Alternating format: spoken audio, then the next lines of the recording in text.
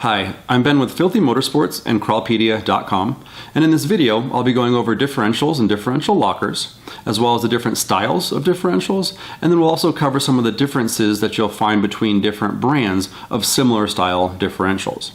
So to begin, I'll briefly explain what a differential is and what it does. And essentially, it's a mechanism found inside the axle of your vehicle that allows the wheels to spin at different speeds. And the reason that's necessary is because as a vehicle turns, the outside wheel needs to cover more distance than the inside wheel, and therefore needs to spin faster. So as power is applied to the axle, it needs to allow the wheels to spin at different speeds to prevent the tires from scrubbing or the axle from binding. And so most vehicles from the factory will come with what's called an open differential. So here we have an open differential. This one's out of a 2.5 ton military Rockwell axle. It's sitting here on its side. It's normally installed horizontally, and there's another carrier half on top of it. But this way it nicely shows the internal gears and works well for demonstrations. On each side you have a side gear. You'll notice that inside it's splined because that's the gear where the axle shaft slides into. So ultimately these are the gears that are turning your tires. Inside of the differential, you'll see 4 spider gears or differential pinion gears, and they're attached to the carrier on this cross. So as the carrier turns, it moves those pinion gears with it. So as power is applied to the differential, there would be a ring gear on here. The drive shaft would come in and it would turn the axle. So as you'd notice, when both tires are spinning at the same speed, this would happen if the vehicle is moving in a straight line, none of the internal gears are turning. The entire unit is moving as one assembly and the vehicle is moving forward. When the vehicle takes a turn, and this is where it gets a little bit confusing, relative to the case, the outside wheel is spinning forward while the inside wheel is actually spinning backwards. It's all slower than the actual movement of the differential, so both tires are still moving forward, but internally the gears are actually moving opposite each other. So if I hold this gear and turn the differential, you'll notice that the internal differential pinion gears are turning, and what they're doing to the other side gear, which you can't see, they're moving it in the opposite direction. So this would be an example of a really tight turn. It wouldn't normally happen this much. Normally there's just much less friction put on this gear, so it's all still moving forward, but you've got the outside wheel spinning faster than the inside wheel. This mechanism works really, really well when you're driving on dry surfaces or high traction surfaces. The problem with it is as soon as you get a tire up in the air or you get a tire on some ice, the tire that has traction will hold this side gear, the differential will still turn, but what's happening is the other wheel is spinning freely and no power is being transmitted to the wheel that has traction. So that's the problem with an open differential, and to solve that you need some form of locking mechanism or something that helps transfer power from the free wheel to the wheel that has traction. So the first type of differential that we'll go over that does that is called a limited slip differential. Here we have a limited slip differential, often abbreviated as an LSD, and called a posi or a track-loc. They're quite easy to identify because they'll all have springs on the inside. This particular unit is manufactured by Yukon and uses 4 purple coil springs, and what those springs do is they push out on the side gears and push them out towards each end of the case. Between the side gears and the carrier, you'll find a small clutch pack. These are very similar to what you'd find in a manual transmission, just on a much smaller scale. And as the clutches spin against each other, they create friction. And what that friction is trying to do is it's trying to keep the side gears spinning together at the same speed and keep the entire internal assembly spinning as much as it can at the same speed as the carrier case. So what that does is it tries to keep power going to both wheels, even if one wheel loses traction, goes up in the air, or is on ice. The tighter the clutch pack is put together, and most limited slips, especially aftermarket versions, are tunable. So you can adjust the springs, you can adjust the traction fluid in the differential, and you can adjust the friction of the clutch plates. So most limited slips should be tuned for the application. And so the tighter the clutches are, the more it'll want to move the axle in a straight line, and then the looser they are, the more it'll allow the vehicle to turn without chirping the tires. So one issue with a limited slip differential is the same that you'd find with a manual transmission, is that over time the clutches will wear out. So most limited slips can be serviced. From my experience, they'll normally last about 20 to 30,000 miles before they kind of wear out and become an open differential. So they'll never fail. When a limited slip differential fails, it basically becomes an open differential, and you can live with that for as long as you want. But if you're going to be installing a new differential, that reason is why I would not recommend and why we don't sell limited slips. If you're going to be putting in the time and the money to install a new differential, I just don't like the thought that 20,000 miles down the road I'll have to go in and then service it again. Especially since there is a better product that does the job better, is an all-gear design, and doesn't need to be serviced pretty much at all. And that type of differential is called a Torsen. A Torsen style differential, like the Eaton TrueTrac, is an all-gear design that always sends power to both wheels, yet allows them to turn at different speeds within a fixed ratio. Now, it's an absolutely brilliant design. It just happens to be pretty tough to explain, so I'll try and do my best with this cutaway. The principle of a Torsen is it works on the idea that a worm gear can turn a spur gear, but a spur gear cannot turn a worm gear, just a little bit more toned down for this application. So on the Torsen carrier, to which the ring gear is attached, we have 3 pairs of worm wheels. The worm wheels have spur gears on either end, and they lock them together at a 1-to-1 ratio, just like an open differential. So whenever you're taking a turn, one wheel moves one way, one wheel moves the opposite way in relation to the case. So these gears are what cause that 1-to-1 ratio. So inside of the differential, we have a pair of worm gears. Inside of those worm gears, you've got the axle shafts, and you can already see, it's a little tight, but when I move one direction, the other one has to move the other direction. So that's that 1-to-1 ratio with those axle shafts. So that alone would make you think that this differential works just like an open carrier. The difference is, with these worm wheels, as they push on those worm gears on the inside, they're pushing at almost a 45-degree angle. And so that creates a lot of friction, whereas 2 spur gears can move very, very easily. If you have 2 gears at 90 degrees apart from each other, when one spins to try and turn the other, it takes a lot of force. And you've got to overcome that friction. That's the principle of a Torsen. So you'll have conventional oil. You can use synthetic. That's a common question that we get. It just kind of takes a little bit more work to lock up.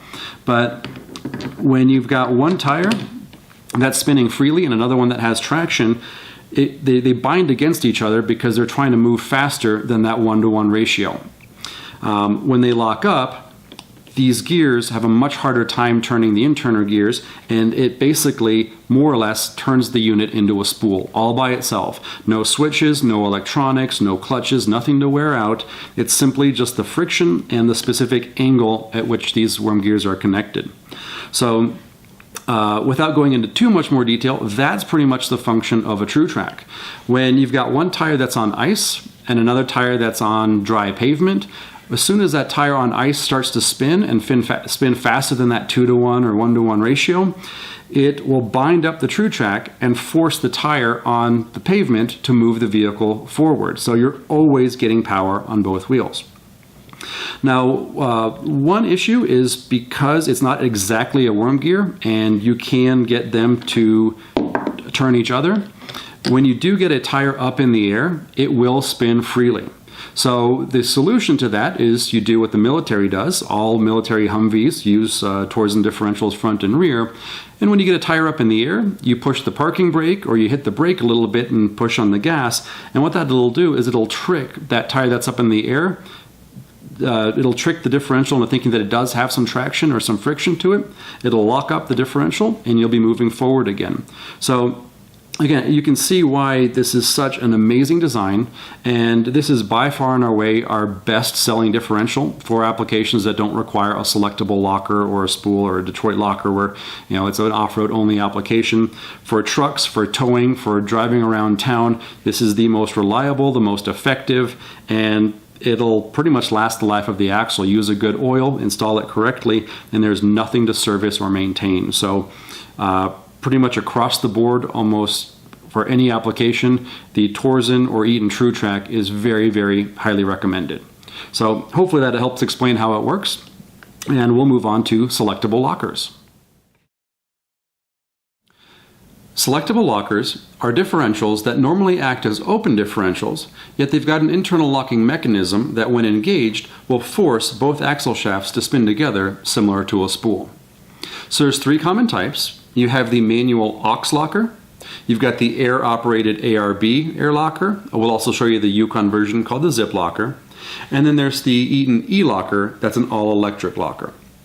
So the benefit of a selectable locker is that during normal operation, it acts like an open differential.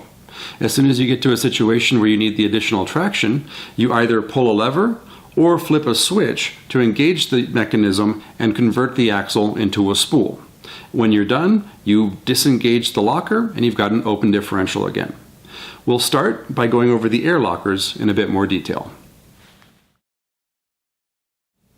These are our air lockers. We've got the ARB air locker and the Yukon zip locker. They both work on the exact same principle in that air is supplied to the unit. It's fed through a pinhole in one of the bearing journals and then pushes up on an engagement collar that'll lock one of the side gears to the case, thus locking the entire internal mechanism. On the ARB, that feed is on the ring gear side, right by the engagement collar, whereas on the Yukon locker, it's on the opposite side, and then it pushes up or down on this internal composite cage. With them being air-operated lockers, you will need an air source, which is not included with the lockers. That's something you have to order or purchase separately. Normally that's an air compressor, although you can use a CO2 tank. That'll feed through an air line into an electric solenoid that can be opened and closed by a switch that you have on the dash. That air line is then fed to a collar that sits right by the carrier bearing and feeds air to that pinhole in between two O-rings on either side. So as the case turns, it's sealed and that air goes into that pinhole. So air lockers are extremely reliable. However, you do have to be very careful during the installation process because you can see there's a lot of parts involved in making the lockers work. So when you're running their air lines, make sure to keep them away from heat and moving parts. A pinched or leaking air line will cause the locker to fail. Make sure you've got good electrical connections. Fuses that blow, wires that get chafed will also cause the locker not to work. And then also during the installation of the differential itself, you have to make sure that there's no debris or dust or anything in between those O-rings, because if those O-rings leak, you'll have a failure here, and you definitely don't want that happening on the differential because that's a tough part to get to once you're out on the trail or once everything is bolted up. With that said, between the two, we definitely sell a lot more ARB air lockers than we do the Yukon. Personally, I always prefer the ARB as well. I think it's a little bit of a simpler and a stronger mechanism than the Yukon. I run these in my Land Cruiser, also in one of my Rockwell axles, but I would not hesitate to run the Yukon. They are a little bit cheaper, especially if you wait for some of their summer rebate programs. They are backed by a 6-year warranty, which is great, but to me the composite cage is kind of something that I've never had a customer have issues with it, but when you're looking between the two and with how much work it takes to install them, my personal preference is the ARB, but we do sell a lot of them and really haven't had any customers have any issues, and our customers are really hard on their equipment. But if you install them correctly and pay attention to those things that I've mentioned, you'll have a long, reliable life out of either one of them, and they work fantastic. With that said, let's move on to E-Lockers. This is an Eaton E-Locker. The E stands for electric, and that's exactly what it is. It's powered by a 12-volt current that'll lock or disengage the mechanism. On your dash, you'll install a switch. When you turn the switch on, it'll send that current to the locker that'll lock it. You turn the switch off, and it'll disengage it. You've got an open differential again. So very simple, and also very easy to install. It's the easiest of all the selectable lockers because all you have to run is a small wire to the axle. The locking mechanism itself is actually quite cool, and as you'd expect, it's powered by an electromagnet. You'll see that it's fully sealed in epoxy, and then on this collar there's a couple of pins that wedge up against the axle to keep this from spinning and tearing the wire. Inside of the differential there are 2 roller cams in which there are 3 ball bearings. So the ball bearings sit in these cams, and then there's the other half on the inside, and they sit together, and the 2 collars are flat against each other when the locker's in the off position. When you apply power to the magnet, it'll push everything together, and when the axle turns, it'll force them to ride up against each other. And you'll see as they ride up, the 2 collars push apart. When they push apart, inside of the differential, they'll push against these springs and this plate that are connected to 6 really heavy-duty pins. Those pins push down inside of that differential and into the side gear. So you'll see these recesses inside in the side gear. That's where those pins push into. So the actual locking mechanism is extremely tough. It's 6 pins pushed inside of that side gear. One downfall to this design, though, is with the cams, as reliable as they are, I mean, there's really nothing in here to fail. The problem is when the locker is engaged and the power is applied to the magnet, the axle still has to turn about a quarter turn before the bearings can ride up and push those pins into the side gear.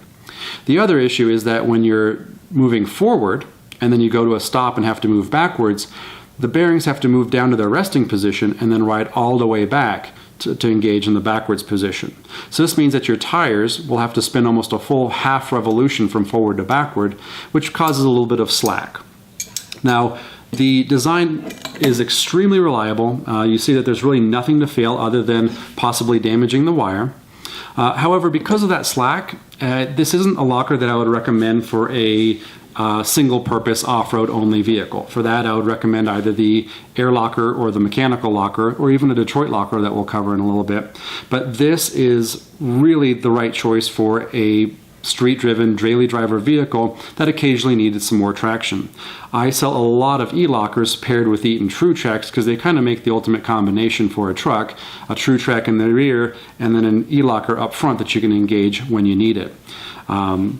So very, very good design. They are affordable for what they are and very easy to install.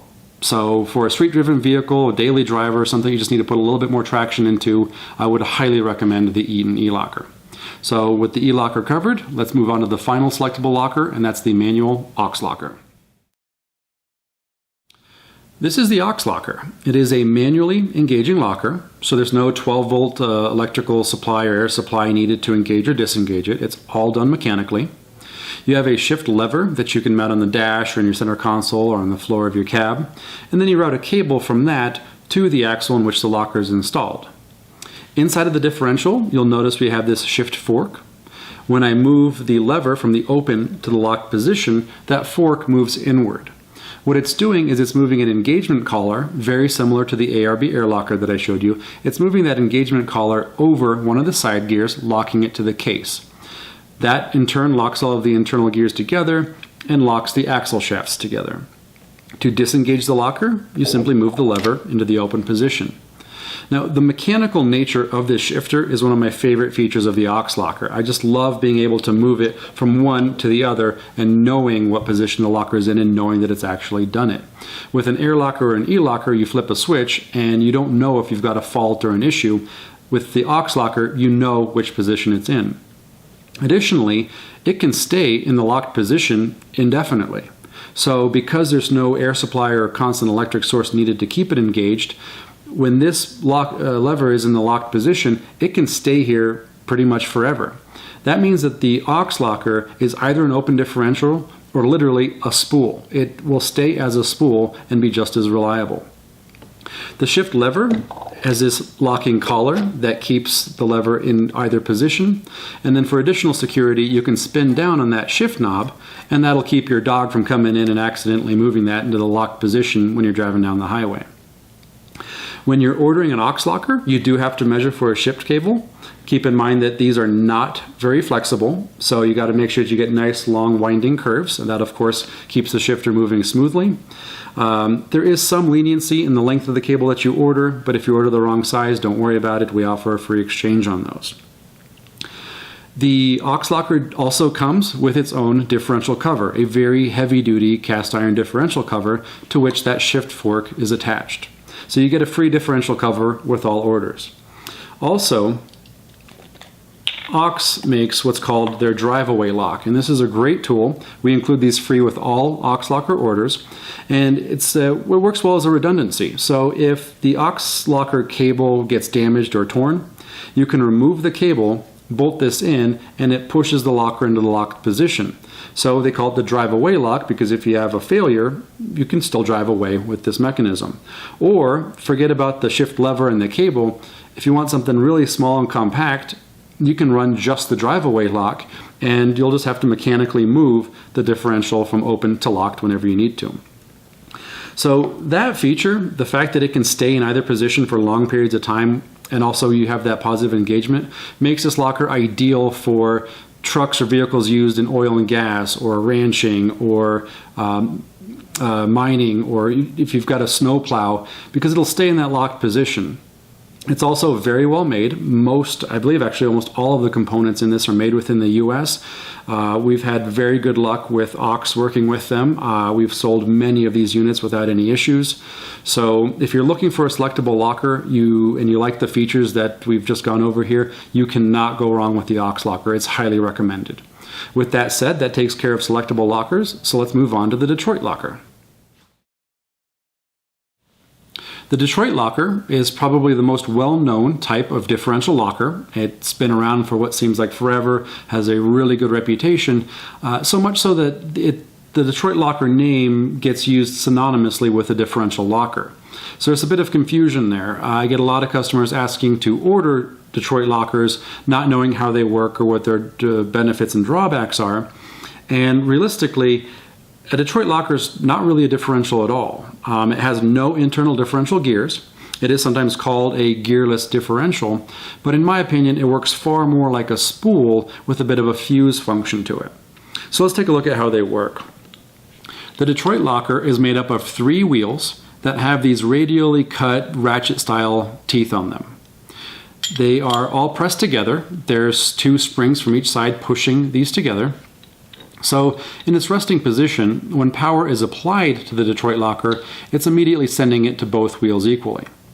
Well, as we've covered earlier, when a vehicle takes a turn on a high traction surface, the wheels will try and move in opposite directions to each other relative to the carrier.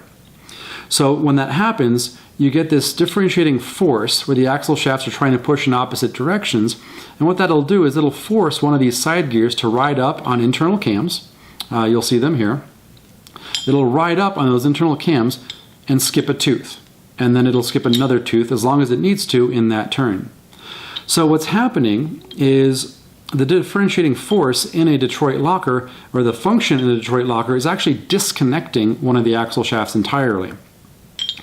What also happens is, as you can imagine, every time that it clicks over, it's making a noise. You get this ratcheting sound coming from the Detroit locker. Another issue with it, unfortunately, is due to the design, there's slack built into the unit. So that means from a standstill, when you hit the gas, it has to move a bit and it'll have a click. So there's a bit of slop built into it. From forward, as soon as you let off the gas, it'll click backwards. So it's a little sloppy to drive on. However, with those faults being a little bit noisy and a little bit sloppy, it works amazing off-road. A lot of desert racers use the Detroit locker. I think almost every single Ultra 4 racer today runs on a Detroit locker style differential. And then you'll see them all through mud racing, and even some drag racing applications will use a Detroit locker. For the street, I'd be really cautious recommending one, especially for something that spends most of its time on the street. They are street legal. You can drive them. There's not any issues. But just like with anything else, you have to drive to the vehicle. It is going to act a little bit differently, mainly in different type of traction conditions. So if it's raining, or if it's slushy, or if it's a bit of snow or ice, the Detroit locker doesn't really know, or it doesn't really disconnect with any finesse. It'll either be locked or it'll be open. And so a very common issue with a Detroit locker on a street-driven vehicle is getting a little bit of squirreliness in the rear end when you're taking a turn when it's raining or slushy out. It'll either stay locked for a little bit and then all of a sudden disengage, or stay disengaged and then all of a sudden lock up. So you've got to be careful. Under heavier vehicles like commercial vehicles or utility trucks, a Detroit locker does tend to work quite well because there's enough weight on it that it will force it to disconnect. There are two different styles of Detroit lockers. You have the full case style, which replaces the entire carrier. And then you have what's called a lunchbox locker. And these are really cool. This happens to be a Spartan. And these simply replace the spider gears in an open differential. So you do not have to remove the entire carrier, you don't have to remove the gears, you don't have to do any gear setup. You simply remove the diff cover, remove the spider gears and the cross shaft, replace it with this lunchbox style Detroit locker, and you have a Detroit locker. This one also doesn't have as much slop built into it. It's a slightly different design, works on the same principle, but these work really well for front axles if you've got selectable hubs, or if you're on a budget or doing the work yourself and you want to keep it simple. There is another Detroit locker made by Yukon. It's called the Grizzly locker. I've taken them apart and looked at them side by side. In fact, these are the internals from a Yukon Grizzly locker. This is an actual Detroit locker. And believe it or not, the parts are completely interchangeable with each other. I've really had to look long and hard to try and figure out any differences to them. I've read the marketing materials. I've talked to both manufacturers. They both claim that theirs is better than the others. But I've sold a lot of each, and as long as they're installed correctly and used in the proper application, they are extremely reliable. They get the job done, so I would just order whichever one's available and more affordable. They're both very, very well made, but I think we still sell more of the Detroit locker simply because of that name recognition. So that's a Detroit locker, and the last style of differential left would be the full spool. The last style of differential that we'll go over is the spool, and it is in fact not a differential at all. It is literally a chunk of steel that's been machined to accept a ring gear and then have splines on either end for the axle shafts. So as you can tell, a spool will always send power to both axle shafts equally and has no differentiating function. For that reason, it really is off-road only. You should never drive a spooled vehicle on the street. Trophy trucks, desert racers like spools. You'll find them in some mud trucks and applications. We still prefer the Detroit locker just because it gives you that bit of a fuse function to it, kind of helps with reliability, helps prevent some damage, but nothing gets as hardcore as a full-on spool in your axle. A smaller version of the spool and a little bit less involved and less permanent is a mini spool, and this is a lot like that lunchbox locker that I showed you before.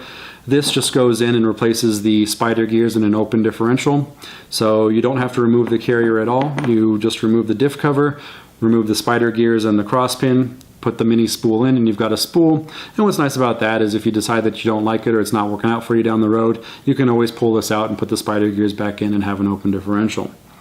Then if you're on a absolute budget and don't want to spend anything, you can always go the backyard engineering way and simply weld your spider gears together. These are spider gears that I had left over from a Rockwell axle I had. You weld them together. You don't have to go too crazy, but I've seen people fill the entire unit together. I've gone ahead and of course painted it, which is not something you would do. But if you weld the spider gears together, not to the case, if you just weld the spider gears together, you essentially have a very cheap, simple, and effective spool.